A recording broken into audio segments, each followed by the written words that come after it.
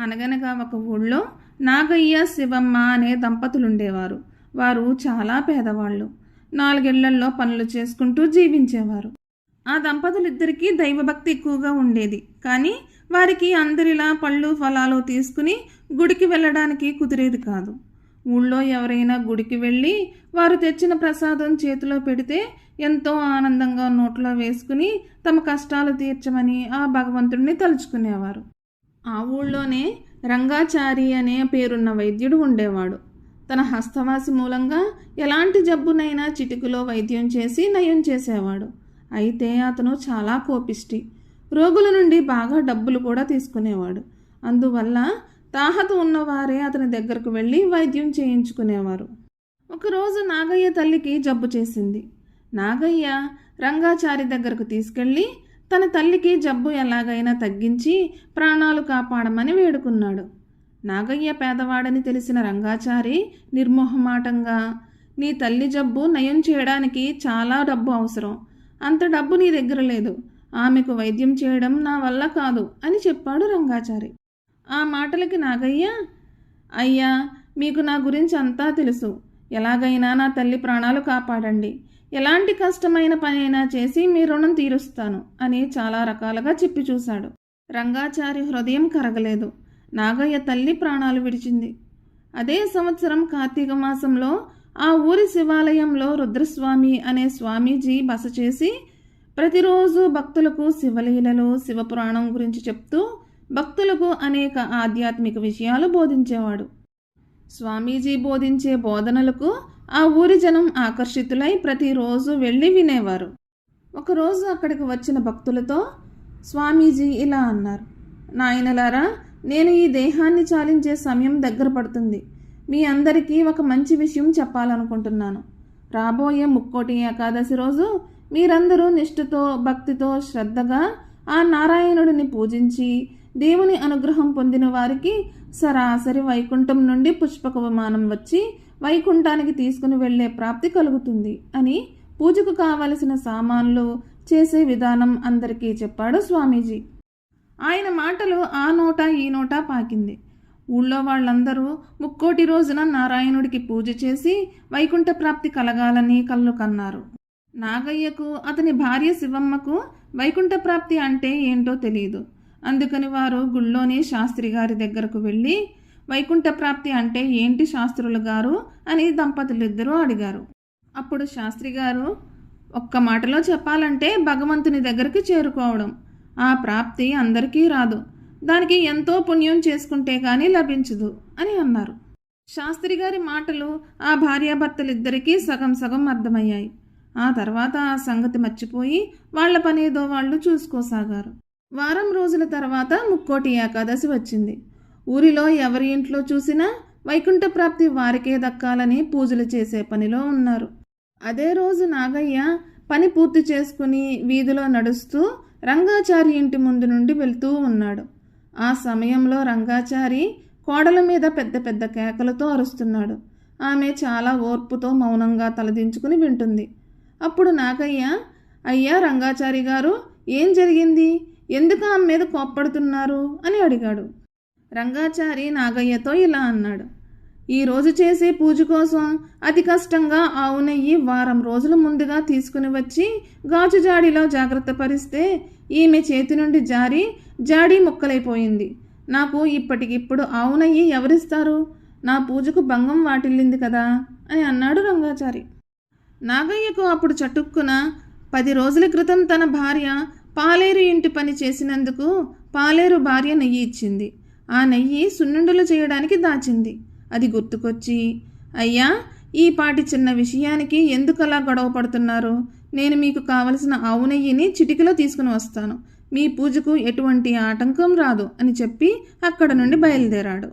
నాగయ్య కొంత దూరం వెళ్ళేసరికి మధ్యలో 80 ఏళ్ల మహాలక్ష్మమ్మ చేతికర్రతో గజగజ వణికిపోతూ, ఒరే నాగయ్య, ఆ దేవుడే నిన్ను సమయానికి పంపించాడులా ఉంది. వైకుంఠ ప్రాప్తి పూజకు కావలసినవన్నీ సిద్ధం చేశాను. కానీ ఒక్క పువ్వు కూడా ఎక్కడా దొరికిన పాపాన పోలేదు. ఆ స్వాములోరు చెప్పినట్లు పూజ చేస్తే ఆ వైకుంఠ ప్రాప్తి నాకే దక్కుతుంది. 4 పువ్వులు ఎక్కడో ఒక చోట పట్టుకురారా నాయనా. చచ్చి నీ కడుపును పుడతాను అని అంది. అప్పుడు నాగయ్యకు తాను అప్పుడప్పుడు పనిచేసే నాంచారయ్య ఇంటి పెరట్లో ఉన్న బోలెడన్ని పూల చెట్లు గుర్తుకు వచ్చి 4 పువ్వులు అడిగితే కాదనడు, ఇస్తాడు అని అనుకుని అలాగే అవ్వా, ఇప్పుడే తెస్తాను అని చెప్పి నాంచారయ్య ఇంటి వైపు బయలుదేరాడు. నాగయ్యకు కొంత దూరంలో గుళ్ళోని శాస్త్రి గారు కనబడి, ఒరే నాగయ్య, ఎన్నో ప్రయాసలతో వైకుంఠ ప్రాప్తి కలగాలని చాలా ఆశతో అన్ని సామాన్లు సిద్ధం చేసుకున్నాను. కానీ నూనె దొరకక పూజ ఆగిపోయింది. ఒకరిద్దరిని నోరు తెరిచి అడిగినా ప్రయోజనం లేకపోయింది. పూజకు వేళ దాటిపోతుంది. నువ్వు గనుక కాస్త నూనెని తీసుకువస్తే దీపారాధన చేసుకుంటాను అని అన్నాడు శాస్త్రి గారు. అప్పుడు నాగయ్యకు ఒకరోజు రాయుడు గారి ఇంట్లోని గానుగ ఎద్దు వెంట తిరిగే పనివాడు రాకపోయేసరికి పని ఆగిపోయింది. అప్పుడు రాయుడు నాగయ్యకు కబురు పంపి పని చేయించుకుని ప్రతిఫలంగా సేరు నూనెని ఇచ్చాడు. ఆ నూనెను శివమ్మ పండుగ రోజు పిండి వంటలు చేయడానికని దాచిన విషయం గుర్తుకొచ్చింది. శాస్త్రికి తను ఎలాగైనా నూనె తీసుకువస్తానని హామీ ఇచ్చి బయలుదేరాడు. ఇంతలో నాగయ్యకు భార్య సరుకులు తెమ్మని చెప్పిన విషయం గుర్తుకొచ్చింది. వెంటనే నాగయ్య షావుకారు దుకాణం వైపు బయలుదేరాడు. నాగయ్యను చూడగానే షావుకారు, ఒరే నాగయ్య, దేవుడిలా సమయానికి వచ్చావు. ఈరోజు వైకుంఠ ప్రాప్తికని తెచ్చిన పాలన్నింటినీ పిల్లి పొట్టన పెట్టుకుంది. పాలు లేక పాయసం ఆగిపోయి పూజకు అంతరాయం కలిగింది. ఇదిగో ఈ చెంబు నిండా పాలు తీసుకుని రారా అని షావుకారు చెంబును చేతికిస్తూ అన్నాడు. నాగయ్యకు అప్పటికప్పుడు పాలు ఎక్కడి నుండి తీసుకురావాలా అర్థం కాక ఆలోచిస్తున్నాడు. అప్పుడు పాలేరు వీర్రాజు ఇంట్లో ఎన్నో ఆవులు గేదెలు ఉన్న విషయం గుర్తుకు వచ్చి వీర్రాజు ఇంటికి బయలుదేరాడు నాగయ్య. ఆ రోజు పశువుల పాకను శుభ్రం చేసే పనివాడు రాక ఒకటే వాసన రావడంతో వీర్రాజు తెలివిగా నాగయ్యతో, నువ్వు కోరినన్ని పాలు ఇస్తాను, అయితే నువ్వు పశువుల పాకను బాగా శుభ్రం చేయాలి అని అన్నాడు. నాగయ్య చేసేది లేక రెక్కలరిగేలా పశువుల చాలను శుభ్రం చేసి చెంబు నిండా పాలు తీసుకుని ఇంటికి వచ్చి భార్య శివమ్మతో రంగాచారికి కావలసిన నెయ్యి, మహాలక్ష్మమ్మకు కావలసిన పువ్వులు, శాస్త్రి గారికి కావలసిన నూనె గురించి చెప్పాడు. అంతా విన్న శివమ్మ భర్తతో, వారు కోరినవి మన ఇంట్లో ఉన్నాయి. సున్నుండలు పిండి వంటలు ఈరోజు కాకపోతే రేపు మనం చేసుకుని తినొచ్చు. మనకు ఎలాగూ పూజ చేసే శక్తి లేదు. కనీసం చేసేవారికైనా సహాయపడి వారికి ప్రాప్తి కలిగేలా చేద్దాం అని నాంచారయ్య ఇంటికి పువ్వుల కోసం బయలుదేరి వెళ్ళింది. నాంచారయ్య శివమ్మతో ఇలా అన్నాడు, తోటలో కలుపు మొక్కలు తీసి నీకు కావలసినన్ని పూలు పట్టుకెళ్ళు అని అన్నాడు. శివమ్మ మహదానందంతో కలుపు మొక్కలు తీసేసి తర్వాత పూలు కోసి ఇంటికి వెళ్ళి నూనె నెయ్యి కూడా భర్తకు ఇచ్చింది. నాగయ్య వాటన్నింటినీ మూటగట్టుకుని రంగాచారి ఇంటికి వెళ్ళి నెయ్యి ఇచ్చాడు. మహాలక్ష్మమ్మకు పూలు, శాస్త్రి గారికి నూనె, షావుకారికి పాలు ఇచ్చాడు. అందరూ ఎంతో ఆనందించి పూజలు చేశారు. పూజలు ముగించుకుని అందరూ స్వామీజీ దగ్గరకు వెళ్ళారు. స్వామీజీ తన శక్తి మహిమలతో ఎవరికి వైకుంఠ ప్రాప్తి కలుగుతుందో, ఎవరి కోసం పుష్పక విమానం దిగి వస్తుందో తెలుసుకోవడం కోసం ధ్యానం చేయసాగాడు. అంతలో ఆకాశంలో మెరుపులు ప్రారంభమయ్యాయి. ఆ ప్రాంతమంతా సువాసనతో నిండిపోయింది. ఎక్కడి నుండో భజంత్రీలు మోగిస్తూ వచ్చే చప్పుడు, బూరలు ఊదినట్లు, జయగంటలు మోగుతున్నట్లు శబ్దం అందరినీ ఆశ్చర్యపోయేలా చేశాయి. స్వామీజీ కళ్ళు తెరిచాడు. తనకెదురుగా ఉన్న వారందరూ చేతులు జోడించి భగవంతుణ్ణి స్మరిస్తున్నారు. అప్పుడే పూలవర్షం కురిసింది.